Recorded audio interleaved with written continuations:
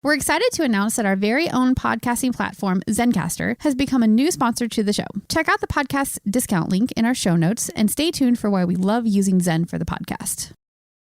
Hello and welcome to the CRM. That's the intro. I'll do it later. Okay, here we go. Here we go. You're killing it, Chris. You're killing it today.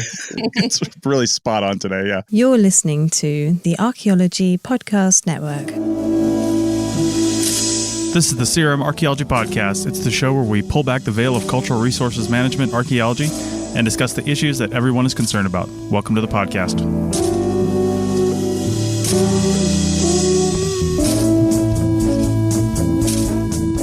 Hello and welcome to the CRM Archaeology Podcast, episode 178 for December 4th, 2019. I'm your host, Chris Webster. On today's show, we talk about the idea of prestigious universities in CRM and the new RPA regulations and levels rolling out next year. So put on your cap and gown because the CRM Archaeology Podcast starts right now.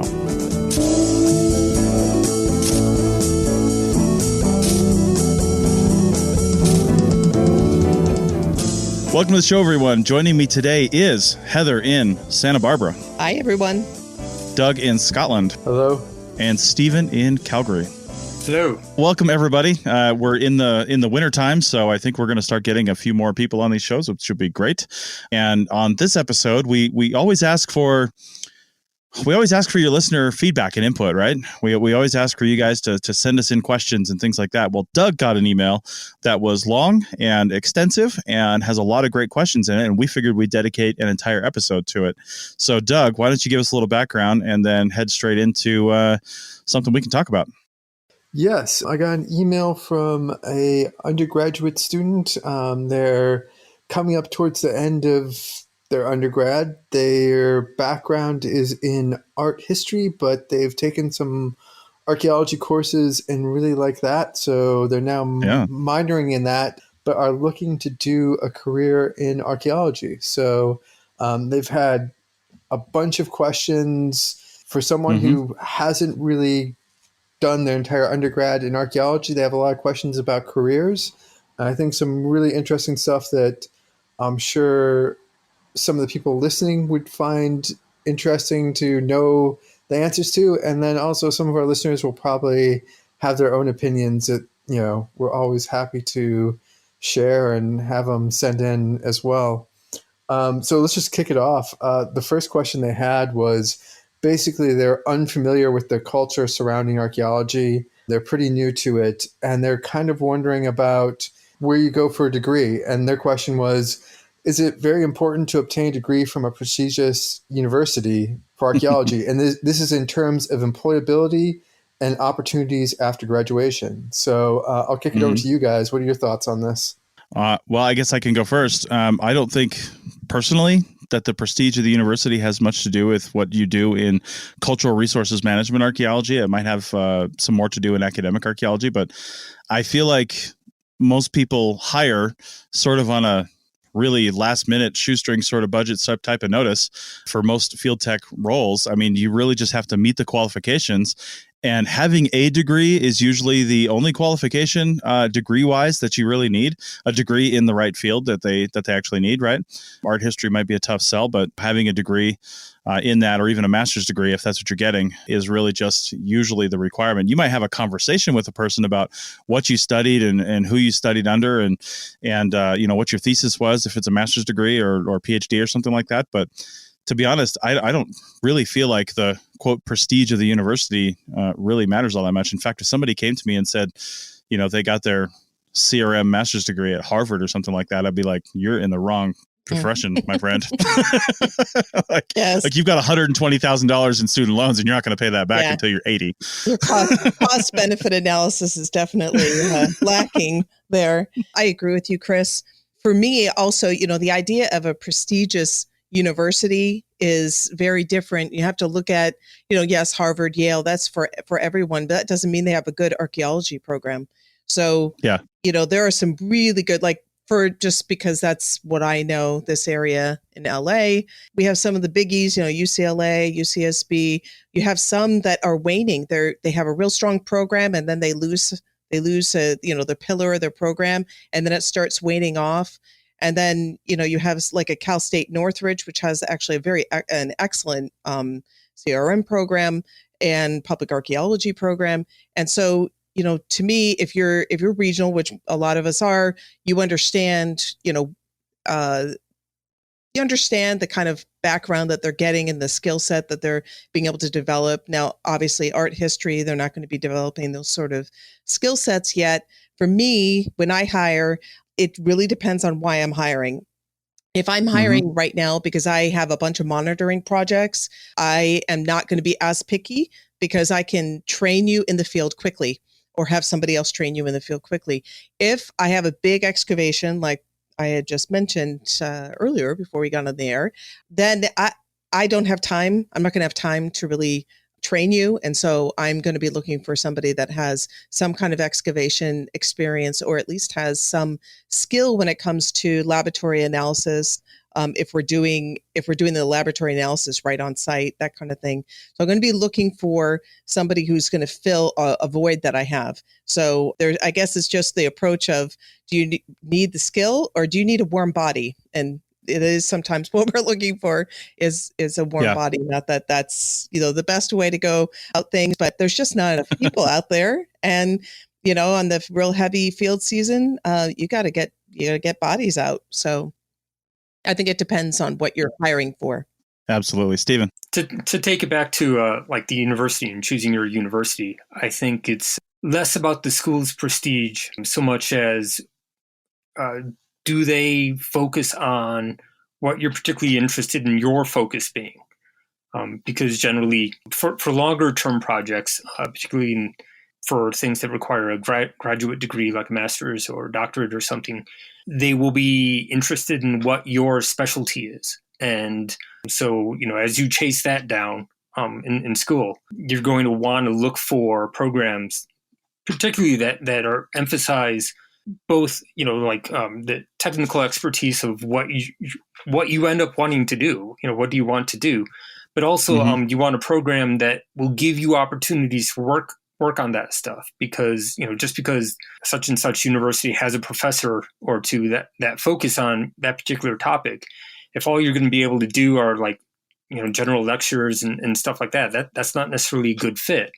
But if you can end up with a place that offers some sort of research program or something like that, where you can get more hands-on experience and network within that particular expertise, that'll be a larger benefit to you later on in your personal career. Right.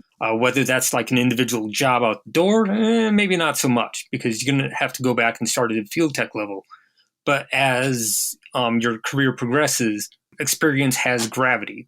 And so the more experience you can get in doing stuff, particularly the stuff you want to do, the more you're going to be given the opportunities to do that in the future. This reminds me, I've had a couple resumes that have come across my desk of people that have gotten their graduate degree at the same time that they were getting their bachelor's. And I think I hadn't seen this until this last year. And I really think it's problematic, because I find that, unfortunately, the universities, it's their money-making business. And so they're trying to crank out these degrees. They're trying to maybe get 1 or 2 more years out of these, out of people. And they're keeping them. And so they say, okay, well, you could do, 4 years and then 3 years or 2 years and get your master's, or you can do it in 5 years, stay with us. And because a lot of times people like to move. So I think that I would just say, be very wary of that, because I have noticed that the people that do have those kind of real quick degrees, they do not have the skill set. And then they're disappointed because they don't understand why they can't get a position that's what they feel is commensurate with that MA behind their name. And it's a toughie. So I think, just like Stephen was saying, you really do have to do your homework. I would say talk to professionals in your area, because it depends on the region and what is needed more than others. And I would take a real practical approach to it and find those skills that are going to be very useful in your area. Yeah. So to push this to the other side as well. So Bill isn't with us on this episode, but he had commented on some of these questions, and he was talking about it. So, Bill works at Berkeley and is now tied into the more academic side of things. And, his advice was if you are going for sort of PhD and stuff, there's a certain amount of programs. He says there's about like a top 20 programs. He also points out that, he's an insider and he knows how folks at certain universities talk about people coming from these other programs that are not in this top 20. And there was an article that was in the American Antiquity 2 years. I think it actually just came out last year, 2018 maybe or so. Looked at all the different faculty and where at universities for anthropology in the United States and Canada and where they got their degrees from. And they do talk about how there's like this top 20 programs that basically produce the majority of PhDs who go on to teach, academically, go into academia and teach university stuff. I pointed this article out. We'll put it in the show notes. It's called, Choosing a Path to the Ancient World in a Modern Market, the Reality of Faculty Jobs in Archaeology.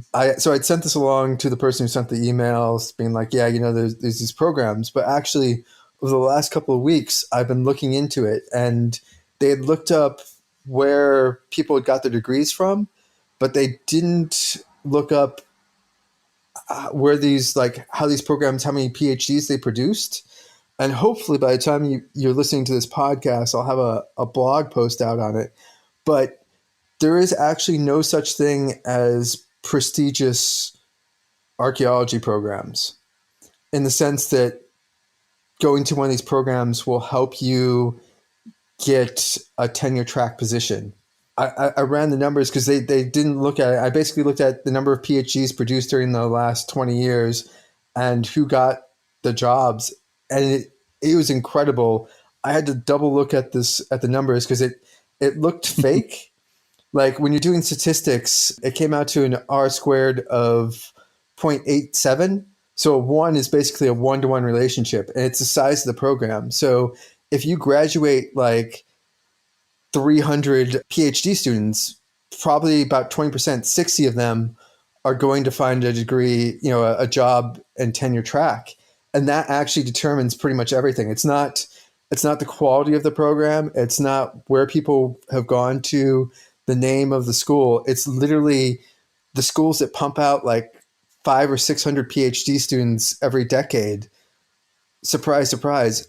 Have the most students go into tenure track positions. Let me jump in there because Are we talking about, does he want a tenure track position at a university? Or I thought this was talking about going into CRM and wondering what degree would be required to do that, because those are two very different things. It was everything.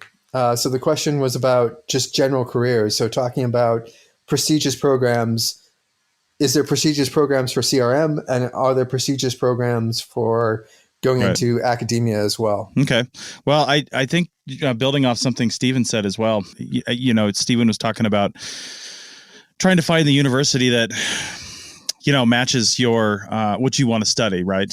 Find somebody that works there that does something you want to do. But we've talked about this before, and I've got a very strong opinion about that, because CRM itself can be a career, right? I mean, look at most of us, right? We've held management or PI positions at CRM companies, and you end up working on a whole bunch of different things, and that in itself is a career. So my thought is, if you're going to go in and get a graduate degree and you're going to stay in the field of CRM, sure, you can focus on little things throughout your career. It's going to be on your own time, though, most likely, unless you get to a company that, to be honest, is a unicorn and has tons of money and says, hey, spend a few hours a week working on your own thing and your own research.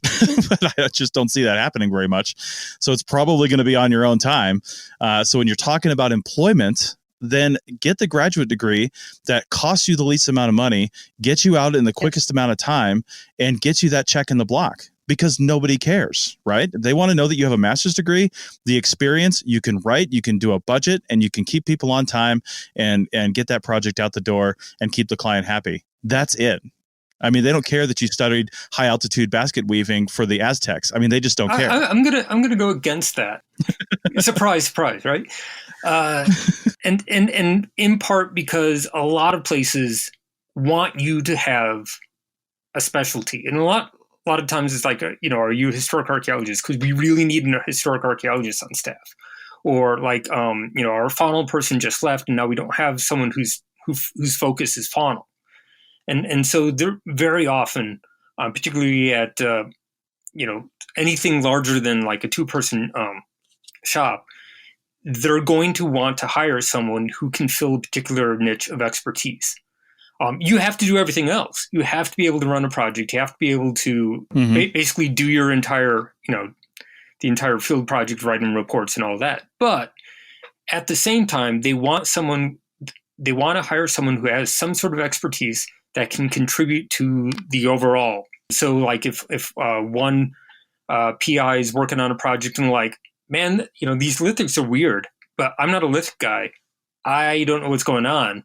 You have someone you can turn to and they'd be like, oh, well, here's what we can do.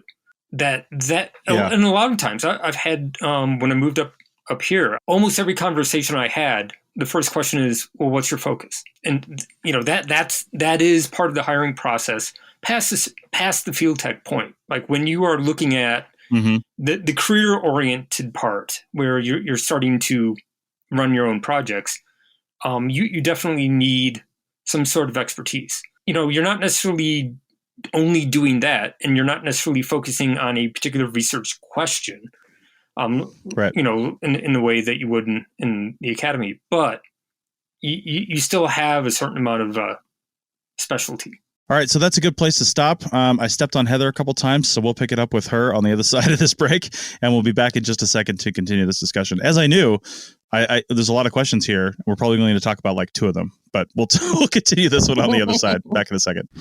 Chris Webster here for the Archaeology Podcast Network. We strive for high-quality interviews and content so you can find information on any topic in archaeology from around the world. One way we do that is by recording interviews with our hosts and guests located in many parts of the world all at once. We do that through the use of Zencastr. That's Zencastr.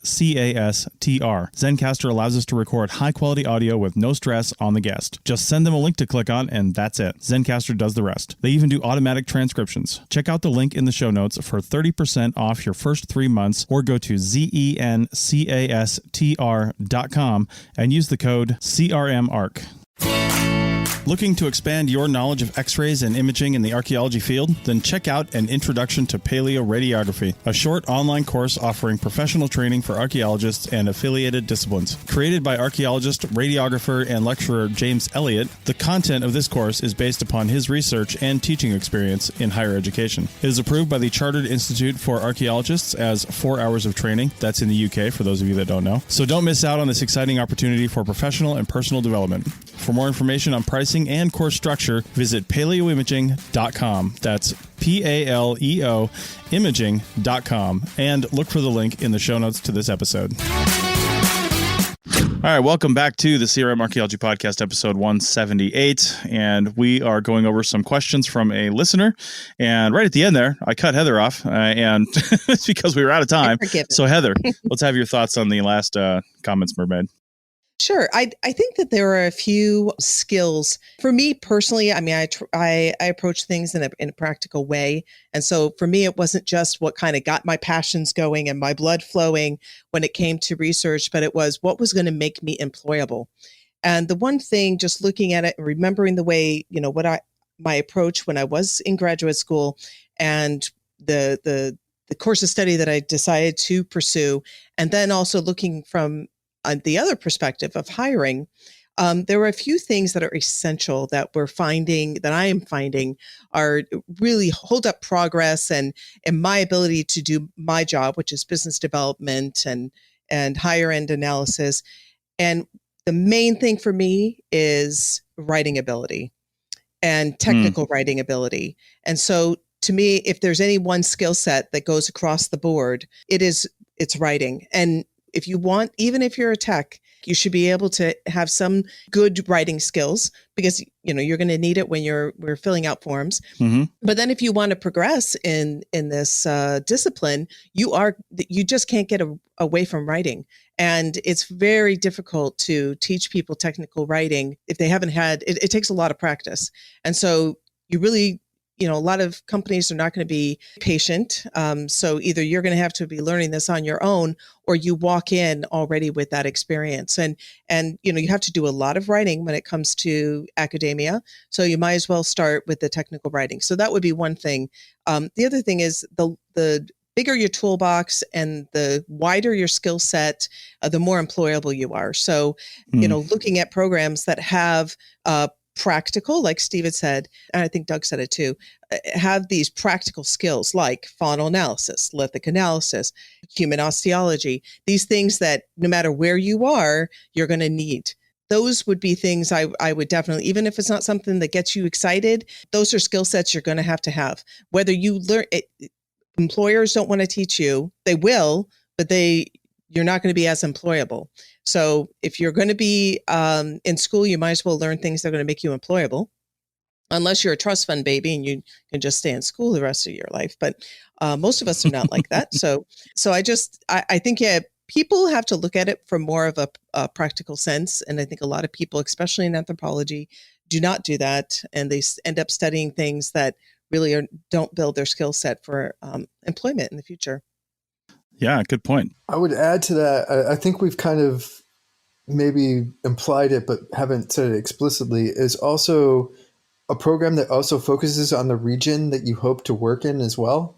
So yes, it's great if you become a pottery expert in analysis on ceramics, but if it's like the ceramics of the lower Indus Valley of India, that's going to be a lot harder to sell to potential employers. You have to do a lot more work saying, yes, these skills are transferable. And I think it's quite true is that if you're looking to go into CRM, try to aim for a program that has something that is relatively either focused on the region that you're hoping to work in or close enough that people would give you a pass and say, yeah, that's similar enough. Especially when you're starting out. So, after a couple of years, you'll obviously have lots of experience in the region. And I don't know, I'd say your degree pretty much has a shelf life pretty quickly, except for the part where you need to have Secretary of Interior. You need to have that checkbox. You need to be able to say, yes, I can get permits, or yes, I can lead projects for on federal land, blah, blah, blah.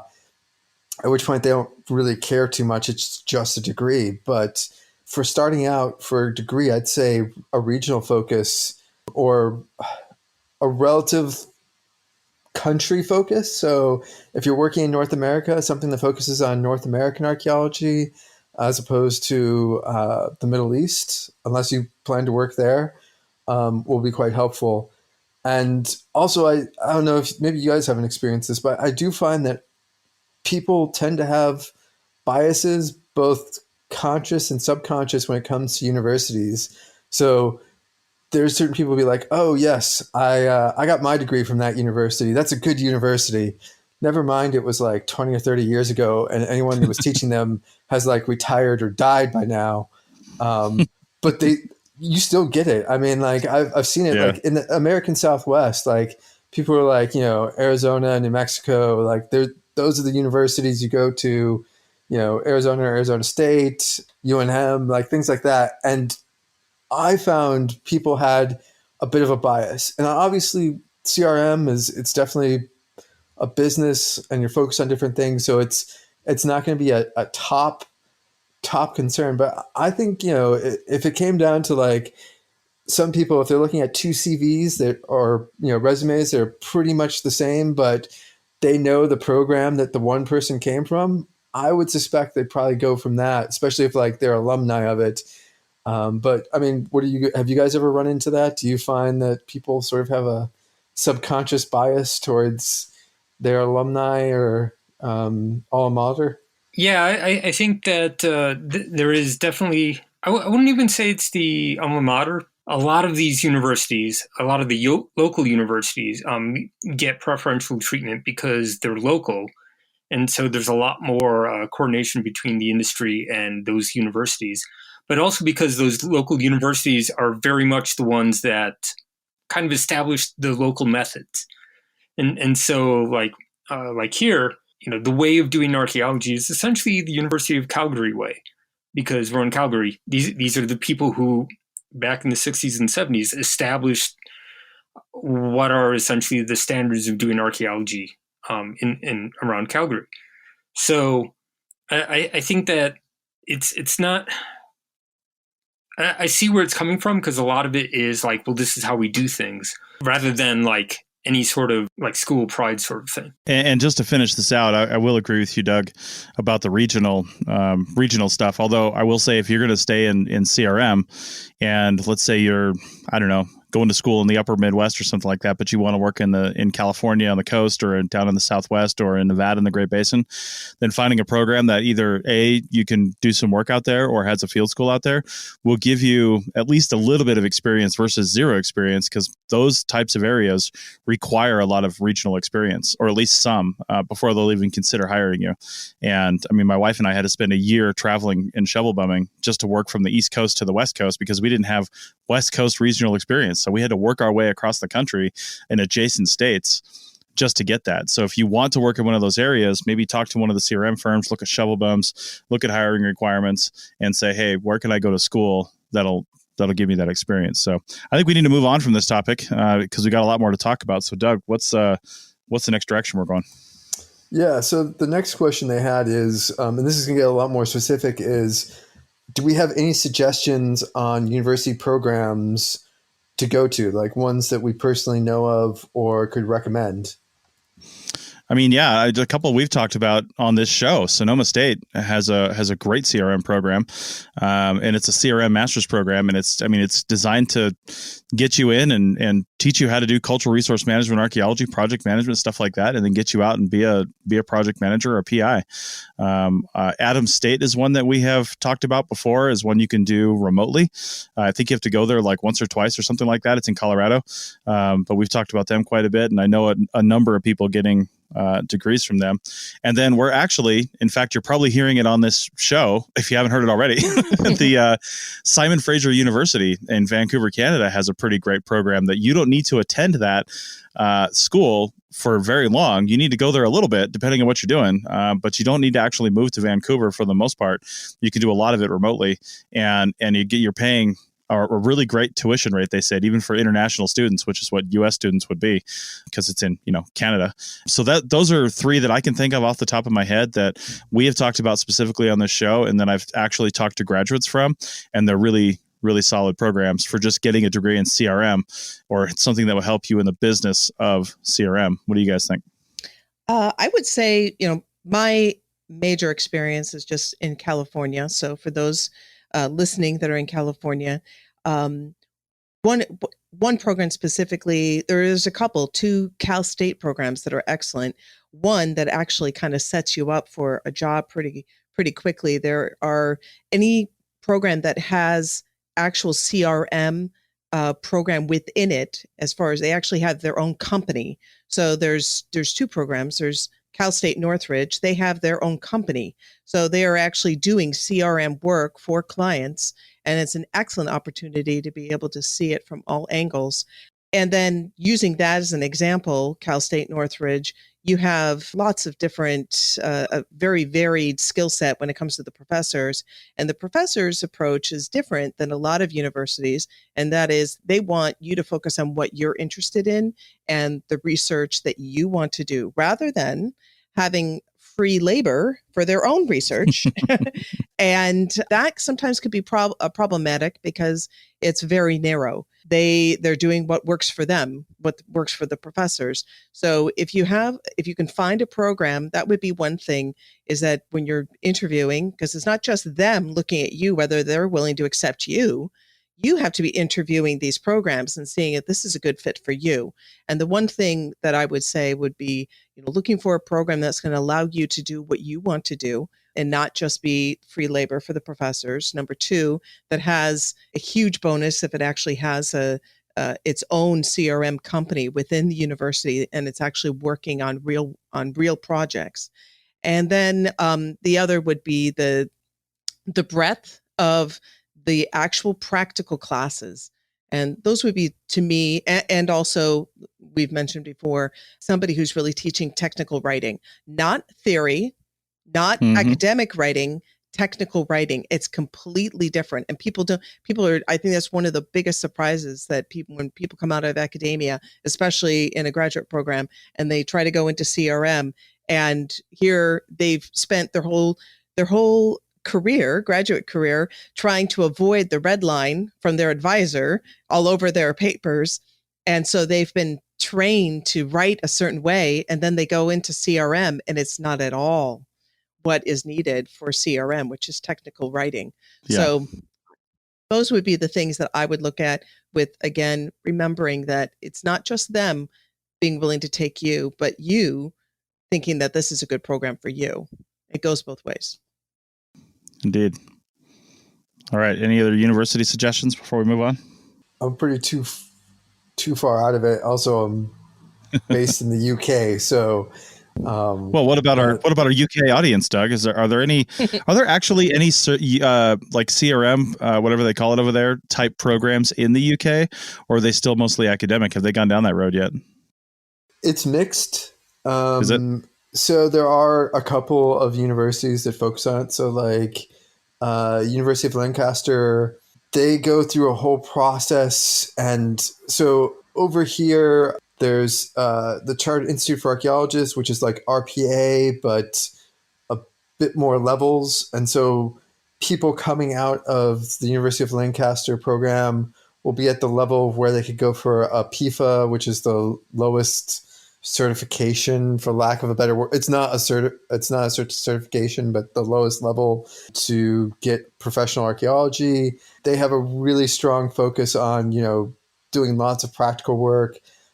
Bournemouth used to be quite well known for it. I think they still do a lot of practical work, but again, they're at the exact opposite end of the country. So you don't end up with a lot of people coming up from Bournemouth to work in Scotland.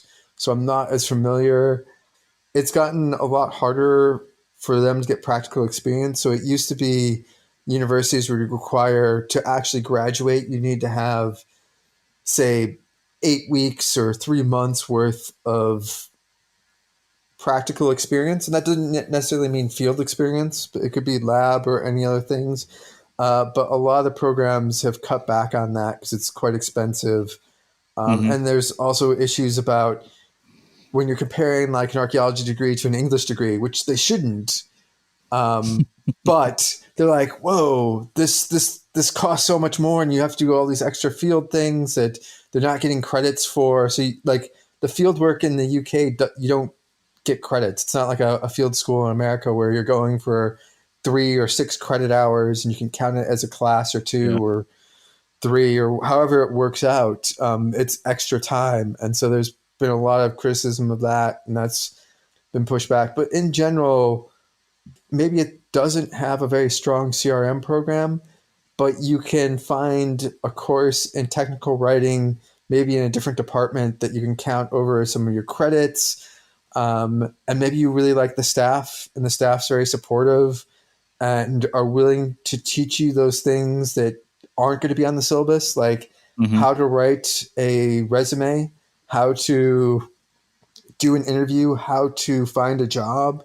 And, you could actually go to a program that has no CRM, but if you got a really good mentor who's also willing to go out and help you make those contacts that will get you a job, that's probably worth 6 years and a master, 2 masters in a CRM program if they're willing to go that extra mile. And then, there's a lot of issues with it's been coming out lately with the whole Me Too and everything, where a lot of anthropology departments, their skeletons are being unearthed. Forgive me that horrible pun, but like you do not want to go to a program where you're going to be harassed and basically have your career killed before you even start. Indeed. So I don't know how you can plan for something like that. There's, whisper networks, but that's for people who already are in the profession. So that kind of sucks because, you won't find out until you're there, and then it's usually a bit late. But that'd be my thing, is actually possibly for a program, the social aspect and whether you like the staff and if the staff have time for you is hugely important, at least in my opinion. I agree. Yeah. Okay. Well, on that note, let's take our final break and we will come back on the other side and wrap up this discussion. Back in a second. You may have heard my pitch for membership. It's a great idea and really helps out. However, you can also support us by picking up a fun t-shirt, sticker, or something from a large selection of items from our TeePublic store. Head over to arcpodnet.com/shop for a link. That's arcpodnet.com/shop to pick up some fun swag and support the show. All right, welcome back to the CRM Archaeology Podcast, episode 178. And we've been talking about some fantastic questions from a listener that sent some stuff in to Doug. So we've got so many questions and so many topic ideas from just this one email that we're going to extend this out into at least another episode, maybe two. But right now, we're going to switch gears because a bunch of us got an email in the last week as we're recording this, the week before Thanksgiving, and Thanksgiving in the U.S., I should say. And it was an email from the Registered Professional Archaeologist, the RPA, and something that people have been asking for a long time. It looks like they voted on and is coming to fruition in the next year or two here. And it's the idea of the Registered Archaeologist. And that is for people who don't have a graduate degree, but can demonstrate experience. I don't think there's any metrics around it just yet, but it's like what you need to get in. You need to be sponsored by an RPA, which is interesting to come in. But then also for all levels of RPA, well, both levels of RPA, you're going to have to start proving, I think it's 8 hours of professional education credits, and that's RPA certified professional education credits. So I've got some ideas about that for sure, but I don't want to speak first on this one because I always do. But Heather, you and I talked about this when that first came out, I think on our background Slack channel. So what are your thoughts around this? And I'm also curious to know that like your company is proactively thinking about this and trying to plan for what this actually means. And I'm very encouraged by that as well. So what's your guys' direction you're going on this? What are you thinking about it? Well, we're open-minded, and because of the way the email was written, it's very difficult to know exactly what direction they're going in. Sure, like you said, and what they're going to be requiring. I think it is. I think it's actually personally an answer to the union talk. It's an answer to this. This has been a topic conversation for people that are archaeological techs that have been in the field for many, many years, but yet they are at the same level as somebody who just walks in because they're all called techs. And so I think, people have been calling for this for a long time. And there's a lot of, at least where I work, there's a lot of agencies now that are actually creating their own lists. They're requiring people to have had a certain amount of experience in order to be on a list, in order to even just monitor on projects that are overseen by their agency. And so I think that RPA is starting to realize this movement in that direction and is deciding to do the same thing. Now, I think it's going to be obsolete. They may have been a little late to the game, but I think overall, because they have that overarching reach nationwide, I think it's good. I think it gives some continuity. I do think it's important. It gives us a little bit more stratification when it comes to the professional levels, and it gives people that have been in the field for a long time long due respect that they haven't been given. They're just kind of ignored. It's not just about letters, but there is no recognition that they have reached a certain level. Right. And as far as our company, yeah, we're looking at it because we want to make sure that we get out in front of this and starting now, so that we're ready to go, depending on how the agencies decide to react to it. Sure. Let me just comment real quick on, you said even monitoring as far as experience and stuff like that. I've had a long-standing argument that monitors need to be some of the most experienced people we send out there, and not some of the greenhorns that we typically send out there, because as a monitor, you have to understand what's eligible, how to contact with people, how to fill out a site form by yourself, how to stop an entire $30,000 a day construction crew and say, wait. So that is a lot of experience. You're right. But anyway, back to the RPA discussion. I think this is really interesting because it's interesting you mentioned unions, and I'm glad you did, because I was going to mention the same thing. We're always screaming about, we need unions, we need standards, we need all this stuff. And in the same breath, we make fun of the RPA and say it's a totally useless and spineless organization, and it just puts letters behind my name. What the hell good is it? But now that everybody can have letters behind their name, I think that's going to change the discussion, at least for a little while. But it's not just about the letters. It's about, this is the closest thing that we have that is not associated with one of the big four organizations like SAA, SHA, and so on, that the RPA sponsors. They're all kind of part of that. It's the one overarching thing we have that's not the BLM, that's not the federal government, that's not one of those organizations, that is really for everybody. And it's only going to have teeth, and it's only going to have power, and it's only going to have meaning if we give it that power and meaning. And I don't see why we shouldn't. It gives you a certain set of ethical guidelines, and it puts us all on the same path. So, Doug, your thoughts? Disagree with me? No. Oh my God. I can't believe I'm going to say this, but I might agree with Chris on this. Doug, are you feeling okay? I definitely, yeah. Oh man, I might be having a stroke. What happened to the real Doug?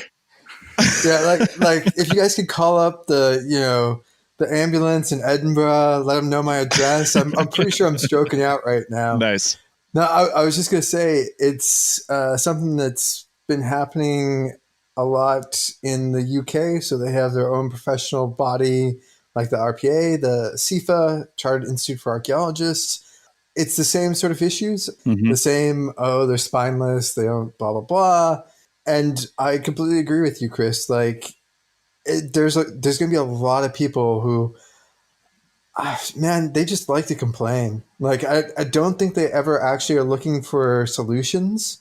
But it is one of those things where if more people cared and pushed and put effort into an organization like this, you could get a lot more done. And it's always those people who are like, oh, well, they don't do anything. It's like, well, it's a chicken and the egg. You have to do something first. You have to help them out. So I completely agree with you, Chris. This is something that I think more people should get involved with. Nice. Stephen, what are your thoughts on this? And does Canada have anything similar? No. RPA covers Canada, doesn't it? Yeah. Well, I mean, I am a member. I am a registered professional archaeologist. I'm on the register. I don't know my serial number, so don't torture me, please. I've never known mine. Yeah. It doesn't really carry that much weight or any weight. Like every province has its own jurisdictional oversight. In Ontario, they work on the licensing setup, so you have to get your archaeology license to practice. In Alberta and Saskatchewan and others, it's a permitting system. So if I'm going to go do a field project, I have to get an archaeological permit, and you basically have to get like pre-vetted to get your permit status, and which is basically like I'm approved to hold permits. And then when I get a project, I apply for a permit, and then that authorizes me to go do the field work. So in that respect, that the sort of vetting that the RPA does is kind of already done by the provincial governments. So I don't know that it's that particularly necessary. Also, the idea of what a profession is in Canada is a little bit different than what it is in the US, where it's kind of the older definition of a profession, where it's kind of like a licensing thing, whereas like the RPA is kind of a private entity that has nothing to do with the government. So it's kind of weird calling yourself a registered professional archaeologist here, because it really doesn't carry the same weight as any other sort of professional position. I think that as far as like, well, this is going to be great because it's kind of an answer to the demands of a union. I think that really we'd be better off with the union. I don't really know where they're going to go with this, but I don't see it being the same sort of thing. I don't think it has to be one or the other, though. Well, no, it doesn't. Yeah. But I don't think this is an right answer. direction. But I don't think this is an answer to issues of having a union. I think it's the first answer, though. I think it's a step in that direction, and I do think that it's part of the unionization conversation is an impetus behind this decision to have this separate status. But I definitely agree with you. It is not the answer, but it is the first answer. It's the first step to an answer. Yeah, I think you're right. It is a first step, Doug. What do you guys mean by first step? Because this, again, like CIFA, they started back in the 80s, and there's been a lot of talk and confusion over in the UK about difference between unions and professional organizations. So what do you guys mean by first step? For me, when I say first step, so one of the discussions when it comes to unionization is that you have people that have been working in the field for a very long time, and they have a very large skill set, and they're very valuable. But then you have companies, they just want a warm body. Okay. And so they are going to hire somebody who comes straight out of the university. They may not have that experience, but they can go and stick them on, a monitoring project, just like Chris was saying, where you really do need that background. You do need almost some apprenticeship is what you need. But because these companies are trying to cut their budgets, and they're trying to, open up that gap between what they pay out and what they get in, I think having this separate status, which requires, we don't know all the requirements yet, but one thing is you have to be sponsored by an RPA. So you can't just go in and put your application in and then ask, for this RA. You have to be sponsored by, and my one question when I contacted RPA was, how many RPAs or how many sponsorship can one RPA do? Which I think is a really good question. I wonder if they've even thought about that, right? So, but to me, it is a first step because it protects and at least gives some stratification of ability and experience, and it gets some respect to people that have been in the field a long time. I hope that is what it ends up being. I hope that not just anybody who has a degree can go and get an RA. I do hope that there is more of a vetting behind it so that you now have, it's an indicator of skill and experience, but we'll see if that's what they're doing. Yeah, I think that's good, but just because, again, the UK has been doing this for a while, same sort of conversations and stuff, is in a sense, a union is about pay and working conditions. And there is a huge disappointment among a lot of people who join CIFA and think that being recognized as having those qualifications will improve pay and working conditions. And I think it's a good, I think as a separate issue, standards and recognizing different skill levels is very important, but a union deals with very different things. And I would just, any listener, I'd caution about placing too many hopes and dreams on one single organization that doesn't necessarily, that's not its purpose. Like, it's about standards and recognizing skill. A union is about negotiating benefits and pay in relation to those skills. Absolutely correct. But yeah, I don't think the RPA is going to go and start a union.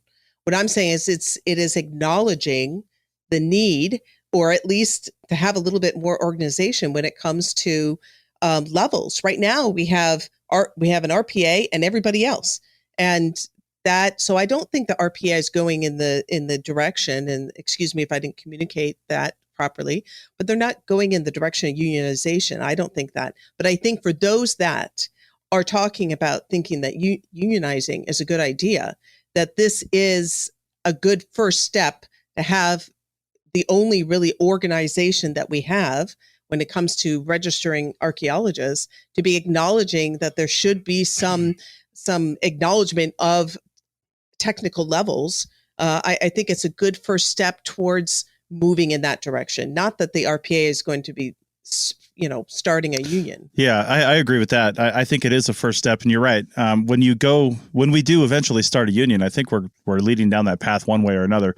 But when we do eventually start it, having already a framework and a structure to start from is going to be invaluable, and something that is already well known or been around for a long time, has multiple levels like we're starting to develop now with this new RA certification, and then also the continuation education credits. Because I have to disagree with you a little bit, Doug, in that I think a lot of unions. Now, I've never been a part of a union, so I'm really going off just things that I've heard, to be honest. So I'd have to research this. Don't take me to task on it. But a lot of unions do have standards and policies for who can be in the union, right? It's not just anybody. Like if you're in the union, you meet this qualification, right? And whether or not that's an educational standard, I don't know, or a work history, like you've been this for 15 years or something like that, so you're at this level.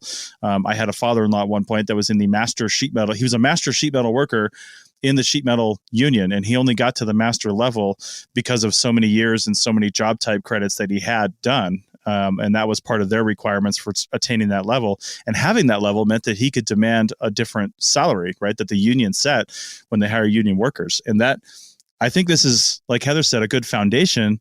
And then as we get to the point where we're going to start unionizing, we're going to have to fall back on something as to point to and say, hey, we've had these standards since 1985, or what it is, whatever it is. And, here's how many people, especially if we add the RA, if we can say out of 15,000 or 10,000 practicing archaeologists in this country, from, bachelor's degree to graduate degree, and that like 70% of them are part of the RPA, I mean, that's going to be a pretty powerful voice for us, whether we have a union or not. So I think that's going to be the start of it, though. Yeah, well, just to touch on the union, it really depends on the union and the sector.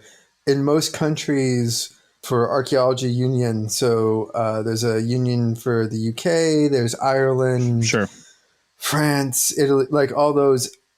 All you have to do is pay your dues.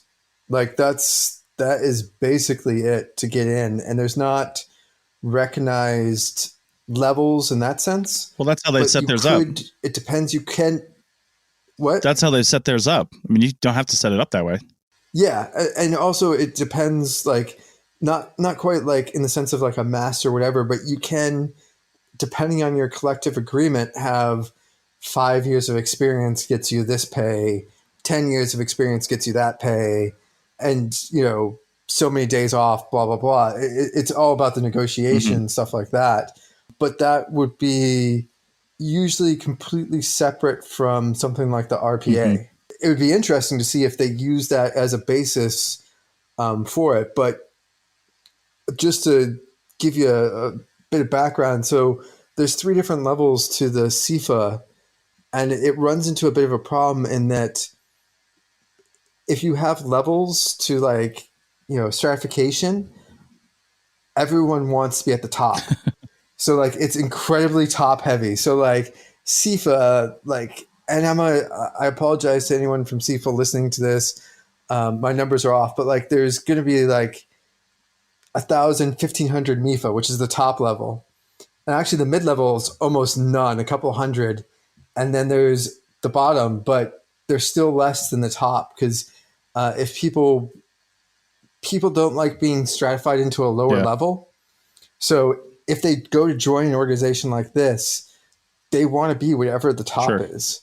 So if RPA does start going towards stratification, guaranteed it's going to be very top heavy in that, like, okay, maybe there's like RPA 1, RPA 2, and RPA 3. And the top level is RPA 1. Like 2/3 of the membership is going to be RPA 1. It's just how people like to do it.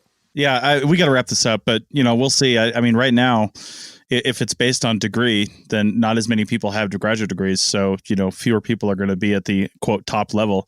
If they come out with a PhD level and a master's level and then a bachelor's level, well, you're inherently creating different levels. If it's based on experience and jobs that you've done, then maybe you're right. I don't know, but there's always more people at the bottom than there are at the top in this field anyway, in this country. So.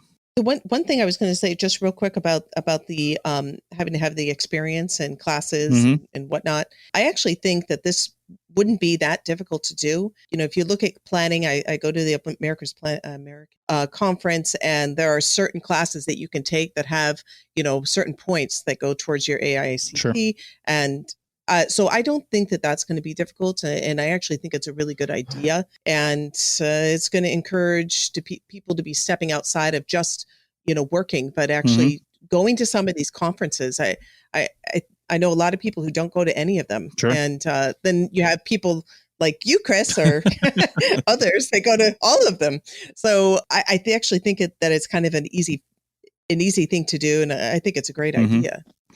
Okay, well, on that note, we will call that right there. I will just make one little plug because you probably heard an ad for it. I don't know if it cycled through on this show or not, but Team Black, which is the thing that I've set it up with some other people, and now there's me and a few other volunteers that are involved in it.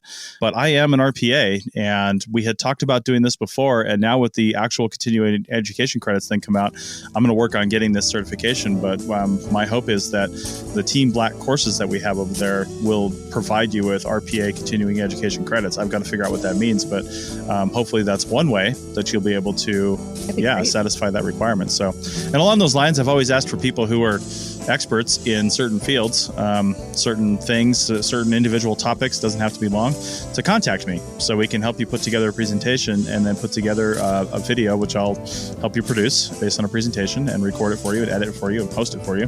And then we'll get it up there. So contact me from the show notes, Chris at archaeologypodcastnetwork.com if you don't want to go there. But we're going to cut this one right now. Send in those listener questions. We'll probably talk about this again and maybe some more listener questions on the next episode. So thanks for that, and we'll see you next time. That's it for another episode of the CRM Archaeology Podcast. Links to some of the items mentioned on the show are in the show notes for this podcast, which can be found at www.archpodnet.com/CRMArchPodcast. Please comment and share anywhere you see the show. If you'd like us to answer a question on a future episode, email us. Use the contact form on the website, or just email Chris at archaeologypodcastnetwork.com. Support the show and the network at archpodnet.com/members. Get some swag and extra content while you're there. Send us show suggestions and interview suggestions. We want this to be a resource for field technicians everywhere, and we want to know what you want to know about. Thanks to everyone for joining me this week. Thanks also to the listeners for tuning in, and we'll see you in the field. Goodbye. Bye. Thanks for listening. All right, so Doug is now typing numbers. Heather, this is what Doug does. You didn't get to experience him on your first show, but this is Doug's goodbye. It's rather lengthy sometimes. Goodbye. Is that flat line? There it is. Goodbye. There it is.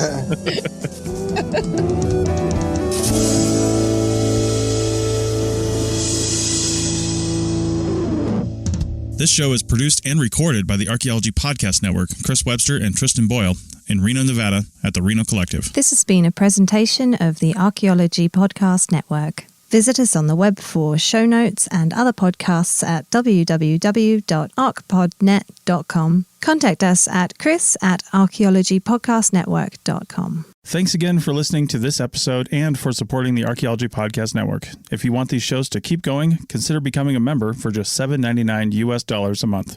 That's cheaper than a venti quad eggnog latte. Go to archpodnet.com/members for more info.